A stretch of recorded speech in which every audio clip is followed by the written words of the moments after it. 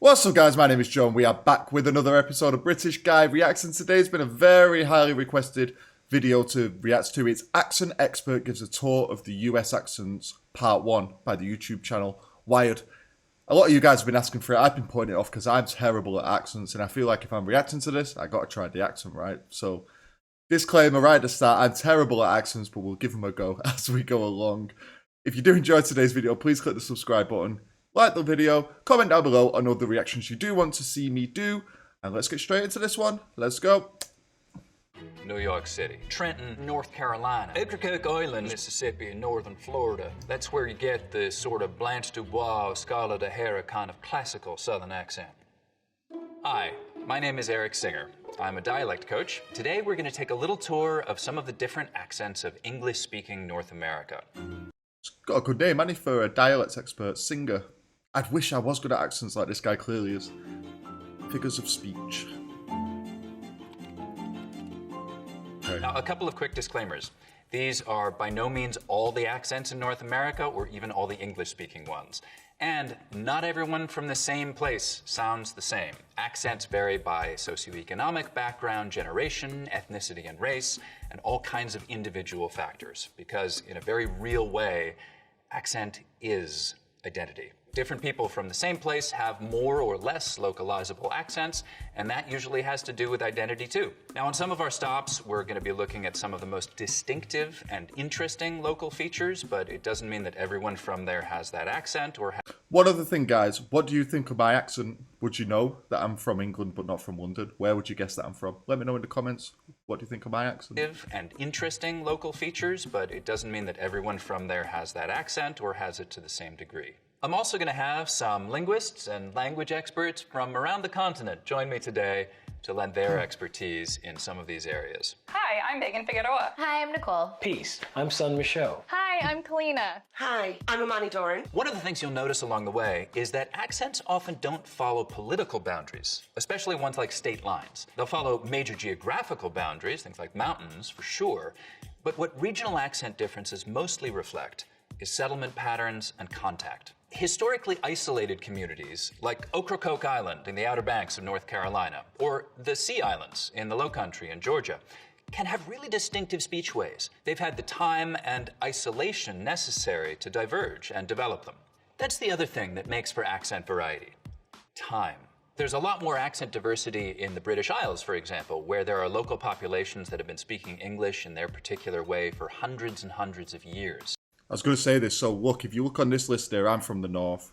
You've already had your guesses at where I'm from now. Some of you know anyway. So I'm a Mancunian. I'm from Manchester. And then we have Scouse, which is Liverpool. We're like a 40-minute drive, 30-minute drive. It's not that far at all, but our accents are so different. Like, it's night and day, completely different accents. Like, our accents are crazy. You can go 10 minutes down the road in the car and everyone's speaking differently. It's pretty mad, really. But there you go. We're not doing an English one And today. there's more accent diversity on the east coast of the U.S. than there is west of the Mississippi. It's been settled by English speakers longer.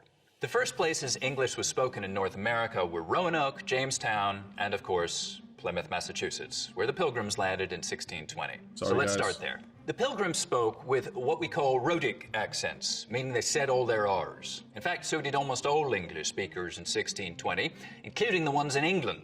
That's right, a Southern English accent might have used to sound something like this. It was only in the late 18th century that fashionable young people in and around London started dropping their R's, and from there the trend spread to America. Now, I actually, when he was doing that South accent then from Plymouth, I actually have a friend from Bristol who sounds exactly like he was talking then. Bristol in England. Plymouth Rock, we have Harvard Yard. One of the places you might hear a Boston accent today. The stereotypical Boston accents, of course, are non-rhotic, meaning no R sounds in park your car in Harvard Yard. Let's all get in the car and head south down the coast now into Rhode Island. Traditional Rhode Island accents here are still non-rhotic, but there's a key vowel difference. The placement for that vowel sound in park your car in Harvard Yard. We call this the start vowel. In Boston, it's usually pretty fronted. Park your car in Harvard Yard. In Rhode Island, it's back. Park your car in Harvard Yard. Rhode Island accents were shaped by a lot of Irish and Italian immigration, just like New York City. So many accents. They don't vary by borough, by the way. That's a myth. This guy's insane. He's changing accent like mid-sentence. City. So many accents. New York City. They don't vary by borough, by the way. That's a myth. I know you guys are going to tell me to forget about it, but I'm sorry. Sociolinguists have studied this really carefully, and there just really isn't any such thing as a specifically Brooklyn or specifically Bronx accent. There certainly are a lot of different New York City accents, but they vary by socioeconomic background and by ethnicity and other aspects of group belonging and identity more than by neighborhood or by borough. They're historically non-rhotic, though that's changing some in the youngest generations for sure. Here's something fun most of them have in common. The tongue tip hits the teeth, or close to them, on TD and N sounds instead of, a little further back. So you can hear that in like this kind of New York City accent, tongue tip on the teeth, Times Square, New York City, and this kind of New York accent, 22nd Street, Times Square, Dumbo, taxis, traffic, and so on. Okay, so you may have noticed that all of these accents I've talked about so far sound pretty white. I'm going to take a pause here, and linguist Nicole Holliday is going to go a little deeper on African-American English varieties. My colleague, Amani Dorn, is going to It's demonstrate probably a sensible decision. Otherwise, I can imagine the hate coming his way. some of those accents. Hi, I'm Nicole Holliday, and I'm a linguist. As we know, New York has all kinds of people in it. African American English has a lot of shared features across regions because of its history. So Black people in Africa were kidnapped and brought to what is now the United States. At the time, they didn't all speak the same languages. They spoke multiple different African languages. And those languages came into contact not only with each other, but those languages were also coming into contact with the English spoken by the colonizers. This created a situation where there was a really unusual learning exposure to English, right? So there are all of these languages in contact with each other. And for economic and survival reasons, the enslaved people had to, in some ways, acquire English. But the English that they were acquiring was not like what you learn in the classroom, right? It was under this really unusual situation of acquisition.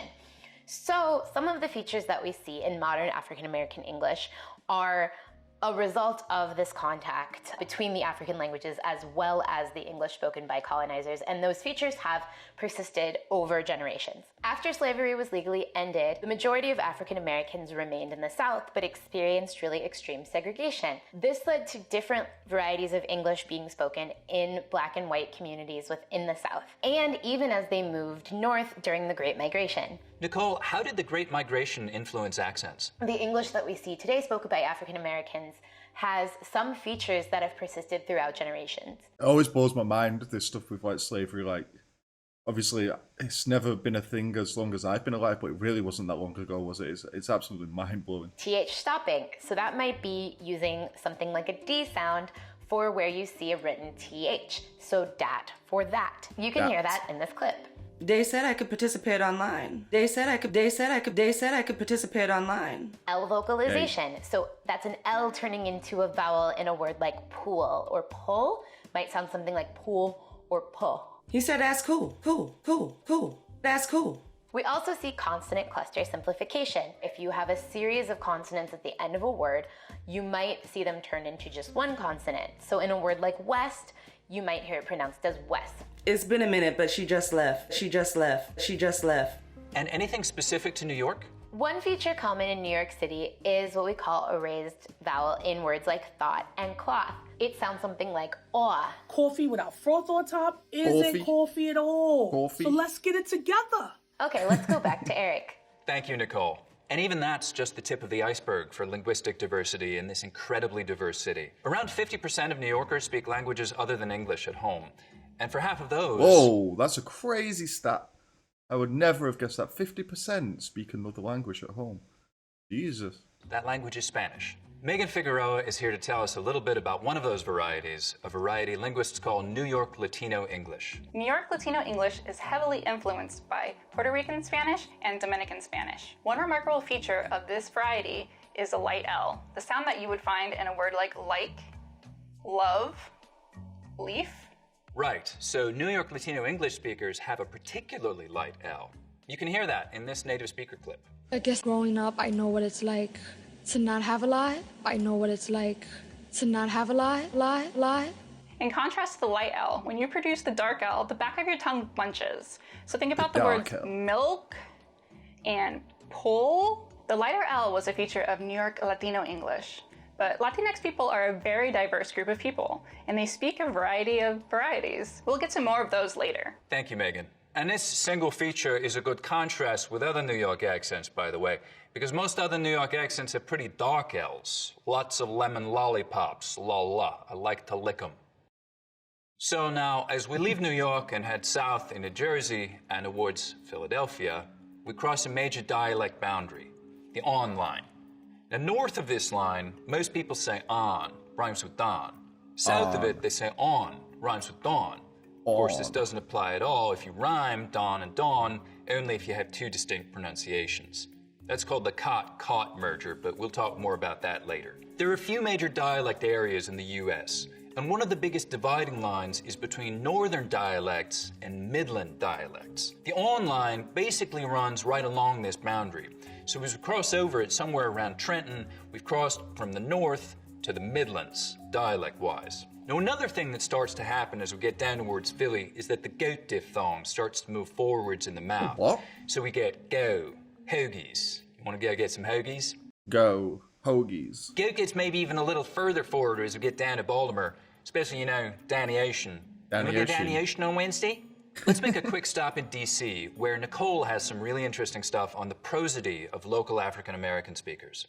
In my research, I study prosody, which has to do with the tone and intonation of the phrase itself. In a study, I found that African American speakers may be more likely to ask a yes-no question with a level tone or a falling tone. For white speakers, we expect a rising tone in questions like these. So something like, did you do the dishes? But African American speakers may be more likely to say something like, did you do the dishes? Another feature that we see in DC, similar to New York, is the raised thought cloth vowel, that ah. This is a new feature in DC, and we think it's part of a pattern of DC varieties becoming more like northern cities as opposed to the south. You can hear that in this clip. Change is needed, but at what cost? At what cost? Cost. Okay, let's go back to Eric. Now we take a quick detour over to Pittsburgh. Yous are the only people in all of North America that smooths the mouth diphthong, except for maybe Chicago sometimes. Now, smoothing is when you take a diphthong, like ow, and smooth it out so it's just one sound, ah. Just like we have price smoothing in much of the South, so that I smooths out to just ah, price. Same thing here, except What's with the your mouth price? vowel, smoothing out to a long ah sound. Yins want to meet downtown, go shopping for catches? Heading back over to the Delmarva Peninsula, as we head down into Virginia, we get something different happening with that same mouth diphthong. Here it's going to sound like oat, mouth, house. So it's not smoothing out here, it's raising. The tongue starts a little higher up, instead of ah, so it's like oh, oat, a boat, A boat. Isn't that Canadian? A boat. house. This House. feature is called tidewater House. raising. Something similar happens with this vowel in Canada, and there we call it Canadian there we raising, go, see? but it's essentially the same thing happening.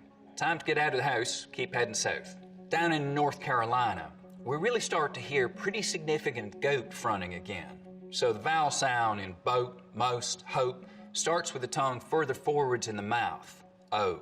Interestingly, goat fronting, which is now widespread in a lot of the American South, seems to have originated in North Carolina sometime in the last part of the 19th century. Remember that regional dialect boundaries don't necessarily follow political boundaries. They follow settlement patterns and contact patterns between populations. So the inland part of North Carolina, which is in the Appalachian Highlands, the original European settlers were Scotch-Irish folks and Germans moving. I really want to know what this guy's accent actually is.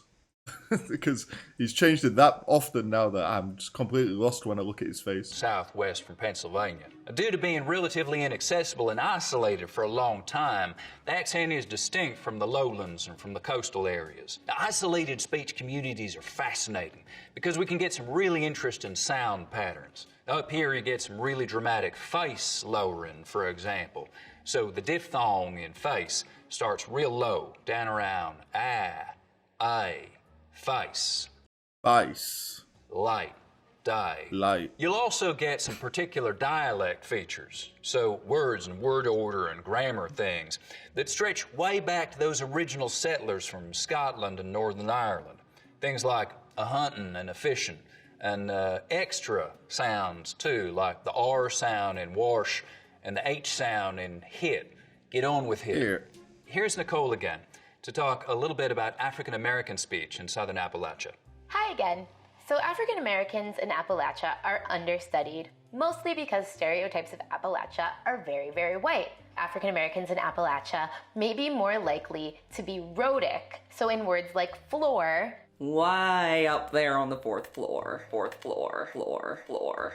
you'll get the R, whereas in other places you might get flo. African Americans in Appalachia also tend to follow the more general Southern pattern with respect to I monophthongization, ah in wide turning to ah, so you get wad. And now the map tour continues with Eric. Thank you, Nicole. We're picking up again in North Carolina. Over in the Outer Banks, there's an even more historically isolated community. Because of a shift in shipping patterns in the mid-19th century, and probably also because of sympathizing with the Northern cause in the Civil War, Ocracoke Island was relatively isolated from the mainland for a long time. It developed maybe one of the most distinctive and different dialects in North America. Obliging islanders will sometimes say to tourists, well, it's high tide on the Seine side.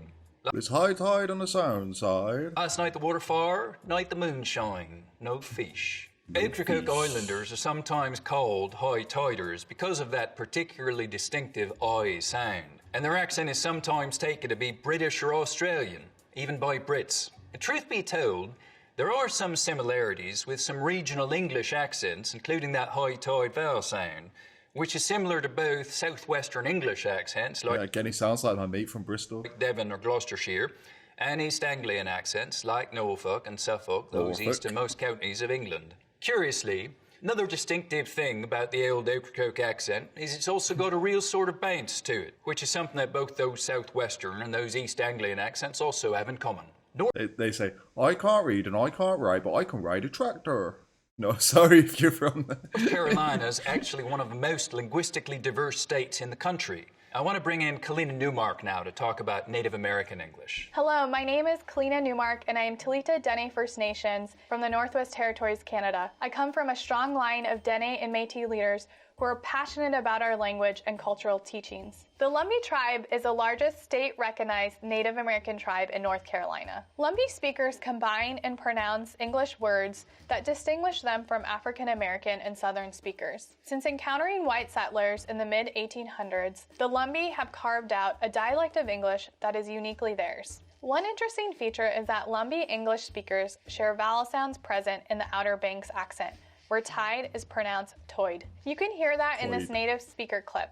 Well, when he got halfway, that little ditch on this side. Ditch on this side. Ditch on this side. Thank you, Kalina. So that Ocracoke Island high tider accent is an accent that's disappearing fast. The younger Ocracokers tend to speak much more mainstream American English. There's a popular idea that we're losing regional accents, that people are sounding more and more similar. That's true of some people in some places, especially some of these isolated communities. But it's not true across the board. There are actually plenty of accent differences that are getting more and more distinct over time. But of course, it's a complex picture.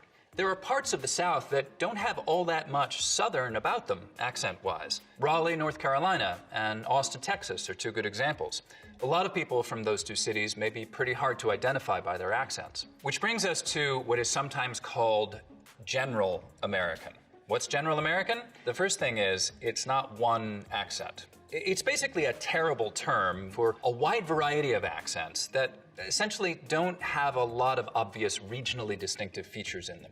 We're going to talk to Sun Michaud now. Sun is a native speaker of Gullah, a fascinating and really important Creole language spoken in the Low Countries in the Carolinas, Georgia, and Florida. Gullah is a language spoken in a region of the United States called the Gullah Geechee Cultural Heritage Corridor, which extends officially from Wilmington, North Carolina, down to Jacksonville, Florida. Gullah is an Atlantic Creole, most similar with Bahamian Creole English and Bajan Creole. In fact, when I visited the Bahamas, A bunch of the local them thought that I'd been a local too. There are a variety of factors that inform the language. For instance, the secluded plantations on the Sea Island, a mixture of African languages, as well as the accents of lower class English and Irish indentured servants and slavers. European slavers were so ill-suited for the Sea Island's environment that they would often afford long periods of solitary time to our ancestors with little to no oversight.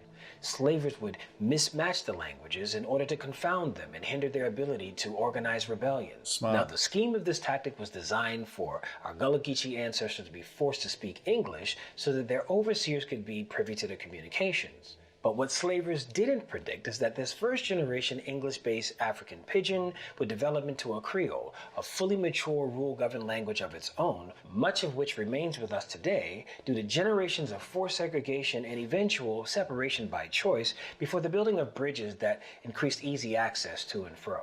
I'm going to walk you through a few distinct features of the Gullah Geechee accent. For example, the kit-foot vowels are reversed for the words fish and foot to sound like fush and fit. The lot trap vowels are reversed for God and pat to sound like gad and pot. The softening of the T's, where butter and bent would sound like butter and bean.